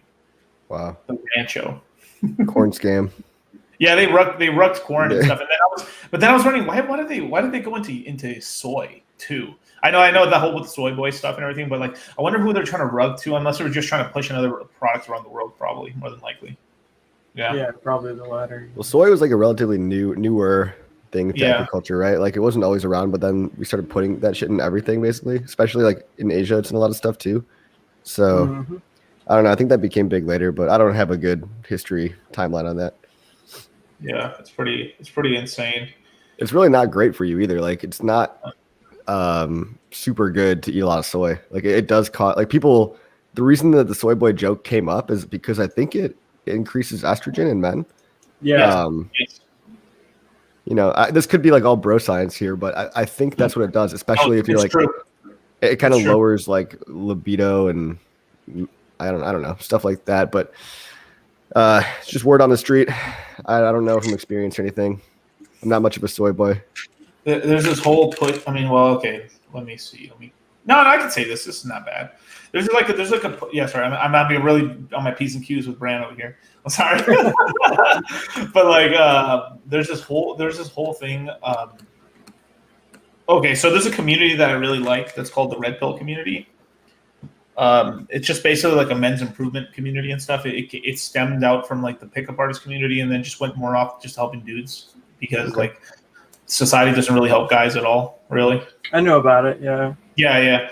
Well, what's going on is like the media. I don't. It's a chicken and egg thing. I don't know if it's a soy that's making that pushed this whole thing where like men became weaker, so then women kind of pushed more up into society and then started pushing men down and stuff because like there's a lot of like men's rights stuff that's kind of like which sounds kind of funny to say men's rights, but like there's a lot of stuff where like you get divorced from somebody and then from there you don't have custody of your children, but you're paying for your children and you never see them at all. It's kind of this really fucked. The system's pretty fucked to like men. It really like just on that part. It's just not the whole thing, but it's just there's a segment of like this whole thing with the childcare and then another part too where it's like your body, your choice and stuff, which is like totally cool. Yeah, of course, right? Not a problem. But then when the guy doesn't want to have the kid, like there's this whole thing where like, okay, you guys consented to like having sex, and then like the woman decides like, oh, I'm gonna have the kid. Okay, cool. But then from there, the guy's like, I didn't want to have a kid. Well, then he's tied up in this whole system to then pay for the child for a child he didn't want. He just wanted to sleep with the woman, but then the woman kept the kid. So this whole thing where like they've been pushing to like, all right, if a man decides the man should be able to opt out because if a woman, let's say a woman got pregnant and the guy says like, I really want you to have the baby, and the woman said like, no, I'm gonna have an abortion or I'm gonna have to take the pill. There's nothing you can do about it. So this whole thing where like, you know, a man should be able to opt out. We're like, okay, fine, I don't want to have a kid, so you can have the kid if you want, but I have no legal custody over him, and then I pay no child support or anything like that. And then that's where they're like, no. Hey, no. We have to control. You know, it's basically like these systems have been put in place essentially as wealth extractors. And it's usually the men who allocate capital into the systems, and a lot of intelligent women as well, but like it's mostly men, right? Did this happen to you, DC? Nah, man, shit, bro. You know. Well, Dolikhos, to your point, yeah, it pays to educate yourself on a system like that, or how you cannot get played and screwed. Because you're right. I mean, there's a lot of people that I know and coworkers and whatnot that, you know, like half their paycheck each week or every other week just goes to that, and like you mentioned. Kind of being screwed over. So yeah, definitely gotta think about those long-term decisions when it comes to consequences in that regard. Marcavelli, bro, but these hoes be out here fucking thirsting, bro. It's like, dude, you got hex steaks, bro. You bet. Doesn't matter if you wrap up that enchilada, bro. It don't matter, bro. They'll find a way, bro. They'll find a way, bro. I'm telling you. Did you say wrap that enchilada? Yeah, that's what he said. I think it's the Red Bull. I got me reading wrong. But like, it doesn't matter if you try to wrap up your enchilada, bro. They're gonna find a way. They're gonna do Kegel exercises or something. They'll figure something out, dude. Trust. You with the girl long enough, bro, and she wants to have wrap that tamale, dude. Yeah, you're right, dude. You're totally right. Dude, I'm telling you guys don't know what's coming, and I'm not just talking about you guys. But I'm telling you guys, bro. Like if this whole game is a pyramid, right? The whole social economic thing, right? The top of the pyramid, right? Well, if most millennials and most people your age don't have much money, and you guys actually have money, well, you need money to have kids, right? So it's almost like it almost makes me think that we're going towards a sort of a situation where like all of us are going to end up, which it sounds nice, but it's very destabilizing for the economy, where you have the top percentage of men essentially sleeping with a bunch of women, which is like, for the guy who's at the top, it's awesome, right? So it's like, let's just say you guys, right? You all have 3-4 girlfriends. We're like, woo, yeah, cool, right? But I like this. Keep going. Yeah, 3-4 girlfriends. But that also means that you're tying up 3-4 women there, right? 3-4 women that it's this whole thing. It's this whole trick. It's this whole thing where you're holding off a bunch of women. So what ends up happening is that you got the top percent, got a lot of the women. The top 20's got this percent, right? And then it goes down to the bottom 20.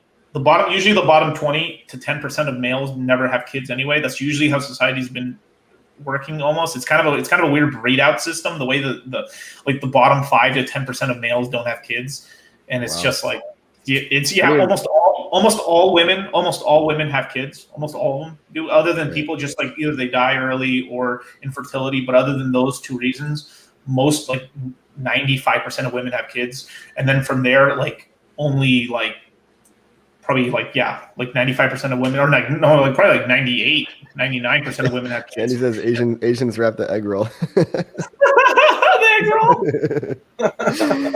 No, yeah, but Quesarito, I got the double quesarito. Chimichanga. Wait, do the girls have the chimichanga then?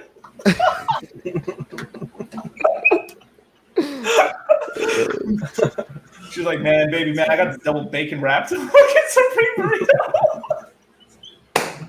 Dude, oh my god! I used to not want kids. Going back to the kids thing, but after Hex, it's like kids are expensive, and I've always known that, and that's kind of why I was like, well, I want to focus on myself and make sure I'm financially stable, and I really do think with Hex, it's really changed my mindset on that. Like I'm like, now I feel like I'm literally prepared to raise a child. Like, as weird as that sounds, like, and I'm super young, so I'm not really going to do that anytime soon, but it did shift my mindset. Like, Hex, basically.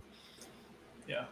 So either I'm a plan to have like a lot of kids with one woman, or I'm going to have a bunch of kids with a bunch of women. It's one of the two. Like, it's like there's only two sides to this dice. So like, one of those sounds more fun, but more complicated. More complicated, but like if all else fails, I'm spreading the seed. I'm going wild, baby. Bunch of little magic. Delicash, you talk about like the system, right? Kind of. Yes. Anyways, as far as kind of men and whatnot, as far as the prenup goes, didn't I read something like the other day? Like, even if like you're together with like 5 years or something like that, the prenup gets. I know this isn't really related, but gets like invalidated or something like that? No. Well, it depends at what time. No, it doesn't get validated. It's just what happens is clauses, right? So let's just say you're 18 years old and you get a prenup for no fucking reason. You have nothing. But like, let's say you're 18 years old. That is so funny, isn't it? This Lambo Hot Wheels is mine. Okay, you don't get to get that. That's my Lambo Hot Wheels, right? That's mine. But let's just say you're older, right? Let's just say you're 30 years old, 35 years old when you get married or something to some woman and you have a prenup and stuff. And let's just say you're Hex rich. Sure, you can protect some of your welfare, right? But what'll happen is from that point onwards for forward, right? What ends up happening is that as your wealth grows, like your cost basis, whatever that is. I know there's a lot of prenups to protect from all that stuff. Yeah, prenups don't cover new money. Damn, Serena knows, bro. Damn. Serena, Jesus Christ. That's good to know. I did not know. Yeah, thank you for that. I got the textbook right here on the side of my mantle. No, that's cool. I mean, the prenups usually protects the old money. Correct, the old money, and it's used for to protect, especially like family money and stuff like that. But then new money that you multiply from that. So let's just say you have Hex and you pull out $1 million of Hex or like whatever, which is like you sell 3 Hex and you have $3 million, right? And like, from there you multiply that out when you get together. Let's just say you have a net wealth of $3 million and then over 5 years your wealth grows to 9 million, well, she can get you for like, 5 million. Yeah. Whatever that is, and then there's no, you can't prenup yourself like, I will not pay child support. You have to pay child support. So the child support's on there too, and then it's also the child support is also kind of based off of the amount of money that you're kind of earning at the time as well. And this what really fucks up a lot of professional ball players and stuff, because the wife kind of leaves them somewhere in the tail end of them earning, or like after, like just when they leave the league, and then from there when they leave the league, they're earning a lot of money. So the child support money is like crazy, like $45,000 a month per kid or something like that, crazy. But then he's not earning that kind of money anymore. So then he's digging into his side, and then the lawyers destroy. Dude, it's just a cluster. That's so weird. Like I kind of hope it would never come to that. Like I don't really even want, like, in the chat they're talking about like why even bother with marriage. I kind of like think it's a weird construct. Like, why do we have to get the government involved, right? Like, correct. Like hopefully, and maybe I'm just naive and young, but hopefully I wouldn't have to even get into that point. Like I could just trust my partner, whoever I'm with, and it wouldn't have to be this ordeal of like, oh, she's trying to take half my money. I would hope it never even gets there. But that's all about like picking the right one. And that's really hard, but you got to do that work up front to make sure you're not going to end up in a rough situation later. Yeah. Well, okay. Prenups, clear sign of distrust. Sort of, yes, but also like, what if like the premium's trying to protect like a family business from getting destroyed? What if you guys get divorced and stuff, and then you have to sell a part of the business, and that hurts the business, and then your family loses? Like there's actual like reasons why you need a prenup sometimes. Like seriously, especially if you got family assets, like it can get really messy and stuff. Can't really prove the crypto ownership though, right? You could just say you lost it in a boating accident.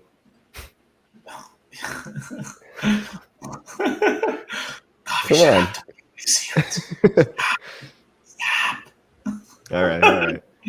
No, everyone knows the old boating accident. Yeah. So let me just go back to my original point with the whole the reason I brought up the multiple girlfriend wife thing and stuff at being at the top, because the top percentage of guys always end up having like more girls. It just no matter what, it doesn't matter where you are in what part of the history. You're head of the Communist Party, you're like laying pipe. You're the head of the Mongol Empire, you're laying pipe. You're the head of the American Empire, you're laying pipe. No matter what, you're laying pipe. No matter what. But it's this whole thing where like if the top 20 is just like, it just gets so crazy where the wealth distribution just gets so insane. What like it hurts society, and that's what I was getting. That's a larger point. I know I'm just being funny with like the whole like sleeping around a bunch of chicks crap and stuff just to make it funny, but like, it's a pretty serious topic because it actually destabilizes the entire society. Because enough of the men at the bottom there, is like if 60% of the men are just not getting no sex at all, you're gonna have huge. That was part of like marriage as an institution was invented so that everybody had a chance to get laid, basically. Because I mean, first it'd be like that's. I mean, correct. I know that sounds ridiculous, right? But the king and like what's his name? Genghis Khan fucked like 1% of the world or something. He like had sex with a different girl every day. Seriously, he fucked more than that because there was less people back then. Yeah, isn't that crazy, dude? Like, I'm probably related to Genghis Khan somehow. So are you. Brand's probably the closest of all of us. He's like 50% Genghis Khan. Brand hammer. Yeah, that's why they call him the brand hammer, dude. But no, yeah. When marriage came around, it was like, okay, now it's like a 1-to-1 pair, right? Like everybody by holy institution or whatever. It's like you are legally. That was also back when the church was like the government, pretty much. Right, but there's real good socioeconomic reasons for marriage and stuff because, all right. So one, the reason a lot of the protections that are around right now for women through divorce and then all this stuff is because men would do women dirty, and back in the day, women they basically were just like it's fucked up to say this, but they were basically just breeding stock for the most part. They really couldn't do a business or own land, especially back in the day. So you did have to put protections for widows. Because like men, there's some men that would just do women dirty and just like this. And this actually happened to my grandma on my mom's side and stuff. Where like someone like I don't even know, like I don't even know that motherfucker. So fuck him. But like he ran off on my grandma with like a bunch of basically my mom and all her sisters and like my uncle when they were really small, and just like left my grandma destitute in Mexico, like destitute, like poor. Like my mom grew up so damn poor, dude. It's not even funny. Like, dude, like she tells me some of those stories and stuff, and it's really fucked. I'm like, damn. So like I know that's why I'm pretty compassionate when it comes to that side, because I understand that too. There is reason for some of these laws, but there's also an abuse of the laws as well too, where like it's not very fair. So like if I ever got into political power or something like that, I just course correct stuff, but like there's this whole side of like the manosphere and stuff, which is like the whole red pill stuff, where they're kind of really pissed off, where they're trying to like go overboard on it, and it's more of just like putting it that's a lot of that stuff really rubs me the wrong way when I see like some of that stuff. I'm like, ooh, it's not very like, I don't know, it gives me a weird feeling, but I don't want to get too much into it. I mean, we don't have to get much into it. I only brought it up just because that's what the only part that's scaring me about the way we're going right now too. And then like, and also why like I don't like what the Bitcoiners are trying to push with this whole thing of like, what I like about Hex is it's inflationary, which is actually kind of good. Where like Bitcoin is deflationary, and it's kind of bad because once you buy up all the real estate, you essentially like it's really hard to go up the socioeconomic ladder. With Hex, you probably can go up the socioeconomic ladder because there will always be an opportunity for someone else to have a chance, right? Like that's what I love. Leaving the meat on the bone for the next person to get in was such a huge part of the design. And people have this thing where it's like, oh, inflation bad, right? Just no matter what. And it's like not really that cut and dry. It's not that simple. I think, the ability to manipulate inflation, as we've seen with the Fed, is bad.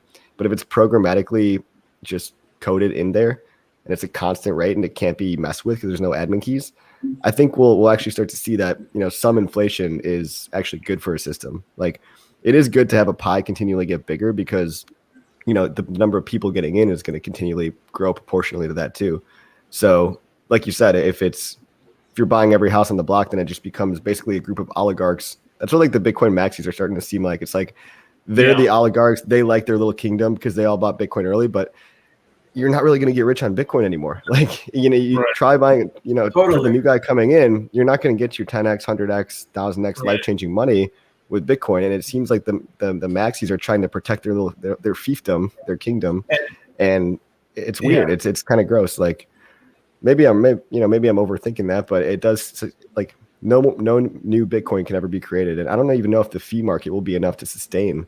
They're going to do some grimy shit. Like I predicted, like by like 2040, the miners are probably going to collude together and essentially say, hey, the Bitcoin that hasn't moved for a long time, we're going to put that back in the mining stack and stuff. And then honestly, because most of them, because if you look at what's going on right now, at least in big macro sense for like Bitcoin right now, China's going after a little bit like towards the miners. So the miner sector is kind of taking a hit in China. And on that front, Biden right now is passing basically the new Green Deal, whatever it is. Yeah. And was that what it's called? Does that have a name officially? The Green Deal or a green something. It's like green something. I don't know. It does exist. It's basically the New Deal. It's basically his version of the New Deal for whatever. Yeah. And what it does, it's $6 trillion worth of stuff, but it's $6 trillion of subsidies. Basically, there's a huge amount of. And one of the reasons why Elon Musk went all anti-Bitcoin as well is because if you know how Tesla mostly makes their money, it's through selling carbon credits to other auto manufacturers or auto producers. And so like they're still trying to turn a profit on their cars and stuff. They are making some money off of it, but they're really, when they make their money, because they're a whole green company, every time they sell a car, they also get credits because they sold cars. And then they build up a big store of credits. And the way that the whole system works is that there's a carbon credit system where if you have extra, you can sell it to other companies, because sometimes the companies, because obviously they're gas and oil they're gasoline cars, they're not green enough, so they're in deficit, so they have to buy these credits on the O2C market or whatever they're selling it. So it's kind of so that's where they're making a lot of their money. So one of the reasons why Tesla went like really negative on Bitcoin is because it's not, because he's essentially grandstanding a little bit to like make it look like, they're not. That's what I was saying earlier. Before you got here, I was saying that, and I didn't know if it was just my conspiracy theory mind or whatever, but maybe you confirming it is kind of, it's good. But like, yeah, I think he was trying to craft the narrative by telling people like, hey guys, Bitcoin uses electricity. lot of people probably didn't even know that, right? So they're like, so he starts with that point, and then he's like, but wait, I'm here to save the day. I'm going to meet with the North American Bitcoin miners. Yeah, it's only 7% of all mining, but don't worry, guys. Daddy Elon's got it all figured out. Right. And, he's probably working with, the more political people too, to just kind of, I mean, it's good too, like net positive probably because it's renewable energy, right? So I don't have anything against renewable energy, obviously. Like I think that's great. Oh, me neither. But it's a racket. It's like it's this whole thing where like they're so okay. At least what Tesla's doing, which is fine. I like Tesla, so it's cool, whatever. But they're gonna get a very like basically they're really grandstanding right now and stuff because if this passes, Tesla gets a huge amount of like help to build out like their charger system across America for the Teslas and stuff. So they're like, I ain't fucking that up, and I like my Bitcoin, but I ain't fucking that. That's my company staying alive stuff. So it's like I get it. Then from there, right? If it passes as well, right? Guess what's in there? Subsidy. So first one person that's going to get a lot of money is going to be Peter Thiel. Oh. Because his whole thing about they're pushing a narrative for Bitcoin's not green enough. Bitcoin's not this, right? Exactly. That's what I was trying to say. Why is that, right? Because Peter Thiel just built the largest solar farm in the United States in Texas for Bitcoin mining. So they're essentially Elon's helping Peter Thiel. PayPal mafia to push the whole thing for. You see, we're making Bitcoin green now, and so they can get some of that subsidy money. It's genius, dude. I can't even shit on them. And then and the thing is there's actually some other reason for that too. Okay, we're subsidizing it, right? Then from there, they also have subsidies for chip manufacturers. So boom, another Bitcoin miners. Then on top of that, right? The reason they haven't passed the Bitcoin ETF. The reason they haven't passed the Bitcoin ETF in reality is because all the hashing power is in China. So basically, this is the United States turning on their hashing power to start having hash power, so China doesn't control all of it, and then they'll pass the ETF. That's kind of what I've been thinking. I can see it, man. I can see it. I mean, it does tend to play out. Yeah, the dots are connected. Yeah. It's but it's not like. This isn't one of those like bad conspiracies, right? Like I'm fully in support of like if America wants to bring all the miners over here and incentivize more green energy, like that's great. That's going to stimulate the economy and everything. I want some good old cornbread miners, man. I want these cornbread Americans. Bitcoin should be American, man. It was an American invention, and these damn commies over here just mucking it up over here in Bitcoin land. And this is crypto. This is America. I don't know, man. Satoshi Nakamoto kind of sounds Asian to me. Shoo. But somehow he lived over there in Palo Alto. I don't know. What do you think it was? Do you think it was Paul LaRoe? What do you think about that conspiracy? Which one?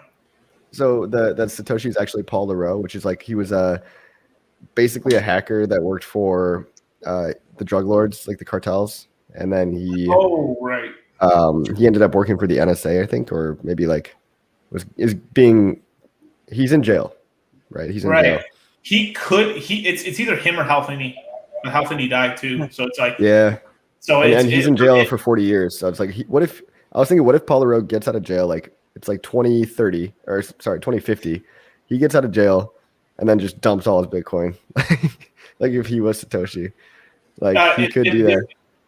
He is the most likely person outside of Hal Finney, honestly. I think it is Hal Finney. Yeah. It's Hal Finney.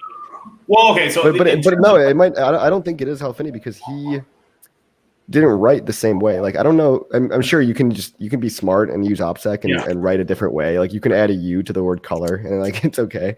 Like no one's stopping you. But I think they did timeline analysis on him too. So it's like. Based on the timelines of the conversations, it wouldn't make sense for him to be Hal Finney to be like having that kind of a conversation with himself at these off hours and stuff.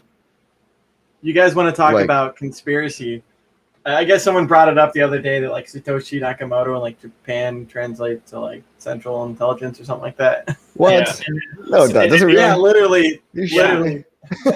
No. Yeah, that's the other thing too. Because like SHA-256, that's a military encryption. It's military encryption that was made by the U.S. military. It's kind of funny how all of this stuff, like even the internet, was just made by the military, and then it kind of got out of their hands. And you can create technology that's truly unstoppable, and that's crypto is a perfect example. The internet's a perfect example. Certain things like they come out and you just can't hide them like for forever. And I think there's a lot of like propulsion technology, like you were talking about too, that's gonna be coming out, and future's gonna be weird, man. It's gonna get weird. I wouldn't be surprised, man. I'm gonna fly my Dorito to work, dude. Just back and my Dorito to work. Yeah. I mean, I wouldn't be surprised if someone told me it was a CIA. I mean, I wouldn't be surprised one of these days they knock on my door like, "Yo, bro, we Satoshi." I'm like, "All right, I got you." I'm like, "All right, I got you." There's like famous quote. There's that famous quote from George Carlin. It's a big club, boy, and you ain't in it. Dude, George Carlin was great, dude. Yeah. One of the best. He was great. He's like, if you're in marketing, he's like, kill yourself. Like, whoa, dude. What if? All right, let's just get real economic. This is the other thing too. As you know more and more stuff, you can really like honey dick yourself into like thinking stuff. So like, all right, so let's just say because the United States owes so much money to those filthy communists that the CIA said we're gonna give you guys sarcasm. We're gonna give you guys the lion's share of the hash power. We won't compete for a long time and stuff. No, man. No. Yo, watch out! 40 years from now, we find out through like because shit's been released. It's true, and I just want to we're gonna clip this and come back to this and be like, damn, bro, I was right, dude. I would want to listen to these like even 10 years from now. A lot of the stuff has been playing out. Even the stuff you were telling me last year, it was like played out to a T. It's fucking creepy. I don't know what you must do a lot of research, but I just look at it like not a news and just background because when you start getting deeper into the projects and you start seeing one little thing they do over here and then this and you're like you would only be able to connect it if you're in all the projects and you start seeing like little string and this is crazy too because it's like I'm not even I'm not even that deep in them, so it's like you have one of these. Oh yeah, what definitely. What is that? It's just a. It's an orb? Is that the orb of confusion from SpongeBob? Pretty much, yeah. Nice. Sorry to distract you. Yeah. No, it's okay. Milton Friedman's pretty cool too. Oh, did you catch Lex's interview with Vitalik? Yeah, it was really cool. Yeah, it was. I skipped through a lot of it. I just mostly skipped to the part where which part? Oh yeah, the ADA stuff and everything. Where you could tell he was kind of annoyed a little bit about because he basically if you look at all the stuff of them, basically they were getting into huge arguments and stuff because he at least originally I guess what's his name from ADA and stuff was trying to make it more business friendly Hopkinson. where Vitalik was trying to make it more decentralized and let smaller people in. And it was that sort of thing, and then from there, they got into a huge fight and stuff. And then it was pretty. Something else that was pretty crazy too is that he got in such a fight with Vitalik when he left. He almost got no Ethereum while he was working there. So he said that whoa. Yeah, he didn't. He's like, I had almost no Ethereum when I left. Yeah. Wow. Yeah. So they kind of did him dirty a little bit. I think they kind of did him a little dirty and stuff, and Vitalik became king. And then I think one of the reasons why, what's his name from Polkadot? Damn, dude, this Red Bull's kicking, bro. Fuck. Gavin Wood or something like that. I see numbers floating around your head. Yeah, Gavin, the reason Gavin Wood stayed around for. I mean, because if you think about it, right, Gavin Wood wrote a lot of all the Solidity code, and there's actually this other developer. I forgot his name. He's running this project called Lusco. Lusco, the guy who's running Lusco was the guy who created the RC20 contract as well. And that was one of my misses that I fucked up on. And I heard about that project really early on, and I didn't listen to my own advice, which is I invest on the jockeys. If you guys could ever think of look, whoever's running the project, invest in jockeys, bro. It's you win. I took that approach with Richard Hart, and even I do respect fucking Mashinsky a lot too. you're investing in the people because they're the ones that are going to do the work and the team and the community too. Like we're the ones kind of doing the work too. Like we're out here, we're pumping all of our bags. It's just a weird little time right now, price wise, because like we're kind of just consolidating and like all just waiting for Pulse Chain, and there's like not much new to say. It's like we're in Pulse Chain. We don't know. But thank God for Richard. Just continuing to make the sacrifice phase more open to different coins too. I think that's pretty cool of him. Yeah. I mean, I don't know how many people are really going to sacrifice those coins, right? But like, it's I'm nice. curious how long anymore the phase is going to be, because from what it sounds like, and obviously this is like to be determined and whatnot, but Richard mentions that the mainnet launch itself might shorten like the sacrifice phase itself. So to your point, if there's enough time where you can kind of have like a domino effect, then when people start hearing about it, then they could sacrifice if they wanted to. But if it's like 1 or 2 weeks, then yeah, it's going to be pretty much balls to the wall, I think. Yeah, I'm more on the fact I like a month. A month's kind of nice because they would let Me enough too. at the end there to If I'm being for real about like Pulse launching, I think when it launches, the price crashes. When Pulse token crashes? Yeah, when it launches, I think when it goes live, it's because you imagine this, right? So this. Oh, sorry. Damn, I always get with the reverse camera shit. Miguel Bos. The Miguel Bos. So this side right here, right? This is getting on week 1, right? The lowest price with bonuses. The guys finding out about Pulse last minute get in here. So what ends up happening is every $1 million is going to increase the price by 4%. So what's going to happen is the price is going to be like this. So it's like buying an ICO. You're going to pump the ICO price, and then when it comes out, it might even shoot up for a bit, like, and then. Yeah, typical IPO pop. It's going to be the typical. This always happens. I mean, that's a good thing to prep people. That's a good thing to prep people for too. This is the classic textbook, like new coin on the market. People that got in early are the non-believers will dump, right? And it's fun, right? But it's like, but I don't, it's not going to be prolonged, right? I think because it's such a shortened, like we had a year launch phase with Hex, right? So everything was extended. With Pulse, it's compressed into 30 days, and so people are going to get rid of their shit if they don't believe, and they're just going to get in, get out, and I think we'll see a recovery a lot quicker. Like I think it'll be a matter of like 2 to 3 months rather than like having to wait a year for price recovery. That's my best prediction. Yeah, it's totally true. I forgot Hex went down too. It went up a little bit and then it crashed down. Remember right? It crashed when it got listed on down, Uniswap, right? I think right after Uniswap V1, it took a dip, and then but that dip really only lasted like a month, right? Yeah. I was so afraid of Uniswap.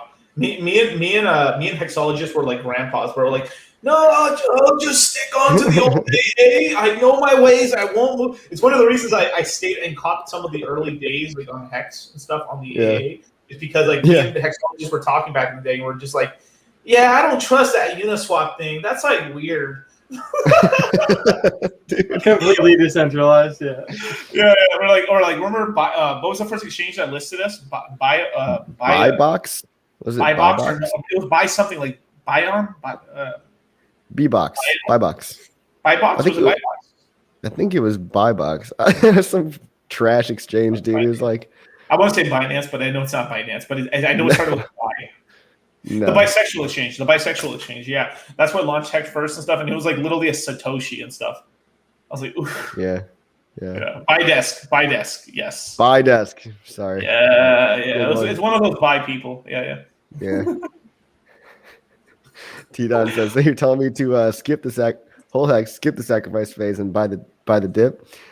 Honestly, maybe, but I'm just so bullish and eager that I'm not going to do that. That might work, like honestly, but I'm getting it on day one. That's still my plan. I'm going to ape, and I'm going to ape hard, and you can't stop me. You know what? I'm not going to say it. I can't say it. Like I'll talk a little about it inside my course and stuff, but everything. But like, there's this whole thing too where you could fuck up the whole game theory too by talking too much about all the parts of it too. It's like this. It's like conundrum. You could, right? I know you could, and we could literally like start spreading one narrative and like doing like I'm not going to do that, right? But like people can be out here like spreading a narrative and like doing the exact opposite and just kind of playing dirty mind games, especially with the 30-day phase, like getting to a point where maybe the price does pump during those 30 days, right? Like maybe the price of Hex goes up so much in the 30 days that it's like more ideal. Just people are going to be trading. People are going to be trading the sacrifice phase, not even realizing. Like they're going to be trading Hex as if it was just another coin, right? Not realizing that it's going to be sacrificed.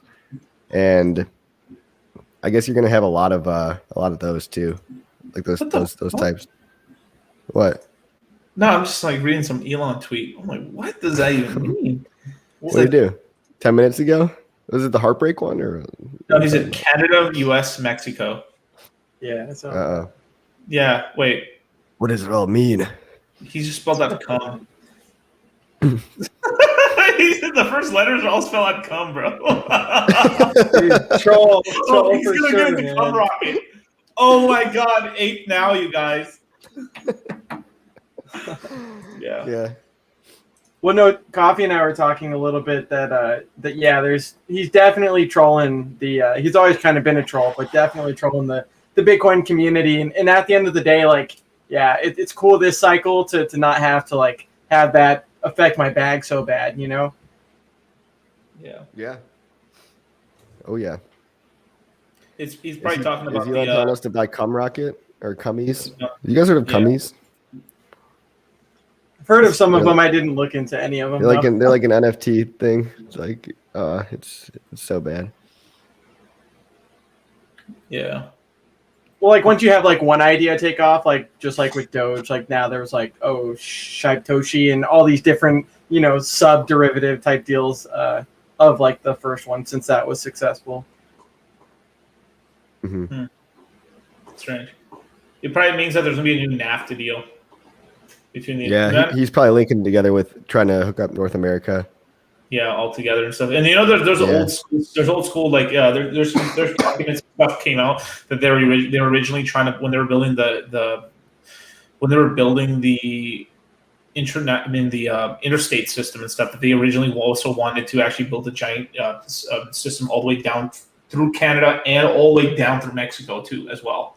It was going to make a whole system and stuff. And that's probably like the plan long term. They're going to fuse the whole country. We're going to become the United States of cum, Dude, I found the funniest comment. It's like, I can't believe they came up with NAFTA just to escape the acronym cum.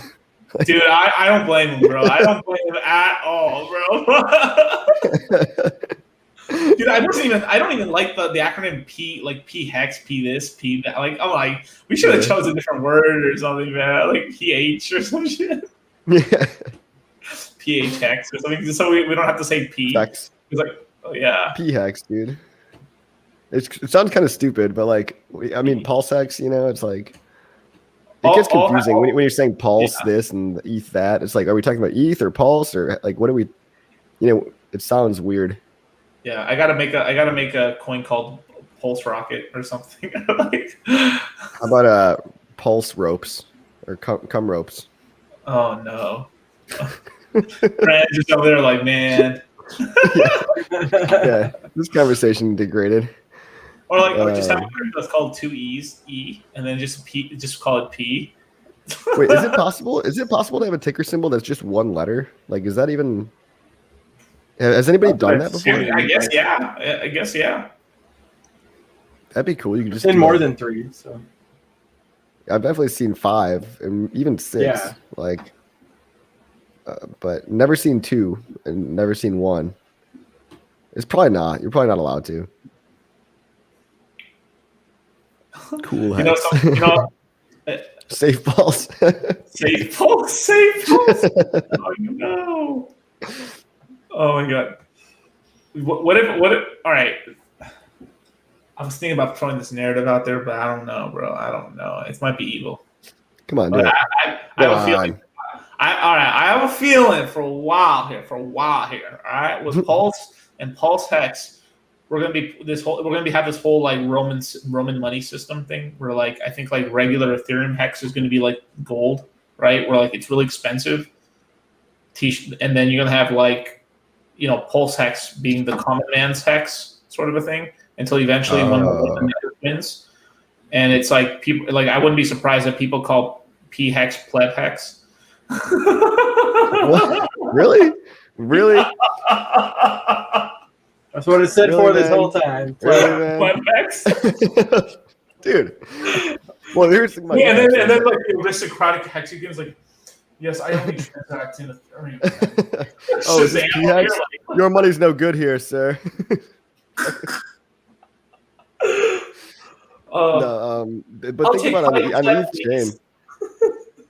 There's gonna be like no. Hex, yeah, Ethereum Hex, Elite Hex, Plebeian Hex.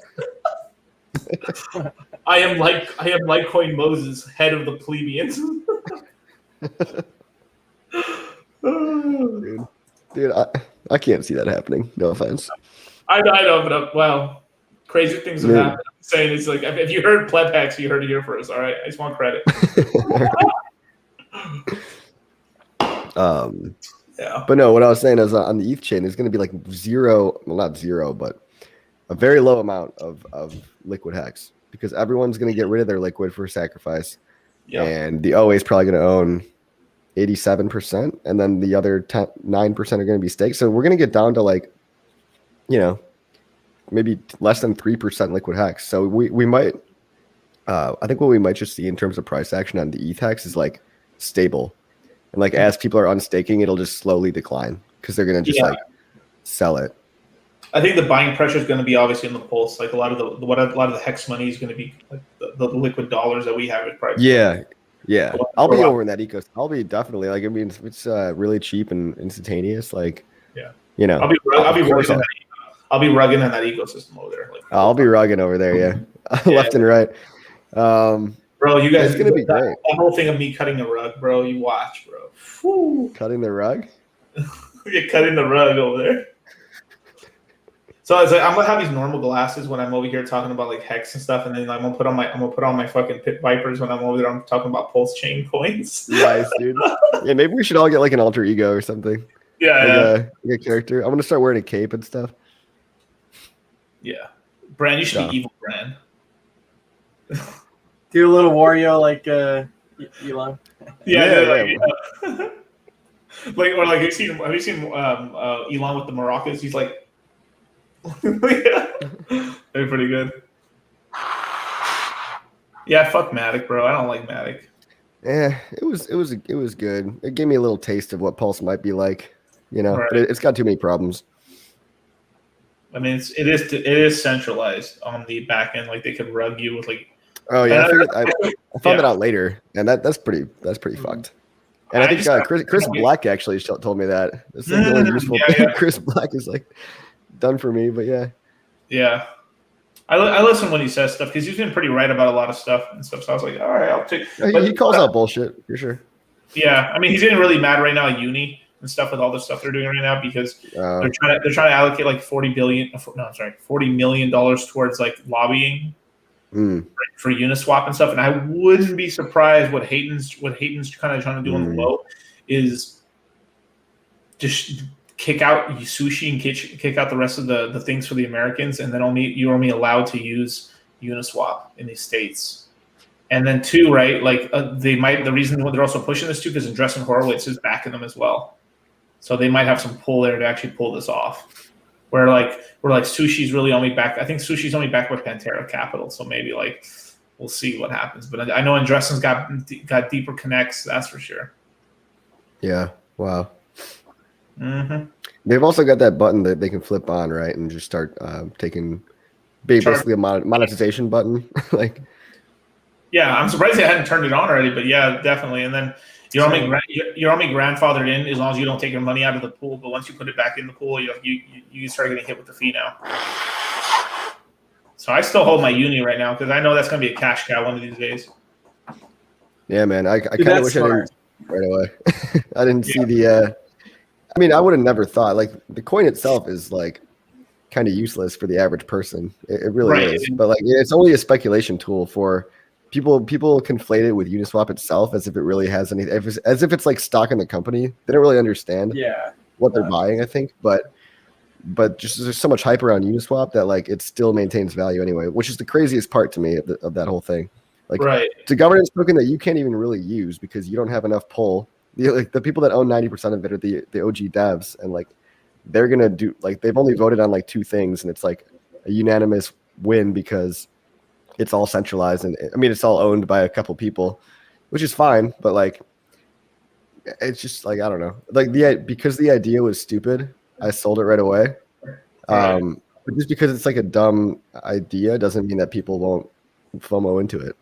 Like, I've been proven wrong that way a lot of times. Like Doge, Doge is really stupid, but hey, you gotta respect the pump, like Ivan says, or whatever. Can't deny that it happened. Yeah, I treated it like a lot of other airdrops. You know, like most airdrops, you get them and everyone kind of dumps. But yeah, to your point, like Richard mentioned, like you duct tape on the uni token, and yeah, eventually, it's up significantly from when I sold. You know, like a 10x. But yeah, it kind of goes to show you that each circumstance can kind of be different depending on who's founding it, who's backing it, stuff like that.